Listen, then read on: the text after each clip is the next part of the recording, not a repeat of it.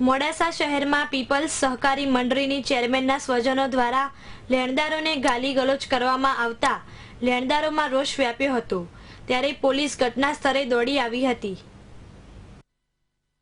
અરવલ્લી જિલ્લાના મોડાસા શહેરમાં પીપલ્સ સહકારી મંડળીમાં ચેરમેન તથા ડિરેક્ટરો અને કર્મચારી સ્ટાફ દ્વારા 13 કરોડથી વધુનું કૌભાંડ આચરવામાં આવ્યું છે। ત્યારે આ મંડળીમાં મૂકેલી થાપણોના લેણદારોએ કલેક્ટરની કચેરીએ ધરણાનો કાર્યક્રમ રાખેલ અને કલેક્ટરશ્રીને આવેદનપત્ર આપેલ, પરંતુ ચેરમેનના સ્વજનો દ્વારા લેણદારોને ગાલી ગલોચ કરતા લેણદારો ચેરમેનના ઘર પાસે ટોળે વળી ગયા હતા। ત્યારે પોલીસ ઘટના સ્થળે દોડી આવી હતી। ત્યારે આ લેણદારોએ તો તહેવારમાં આ મંડળીમાં રૂપિયા પણ ખોયા અને હવે તો ફરિયાદ કરતા પોલીસનો માર પણ ખાવાનો આવ્યો છે।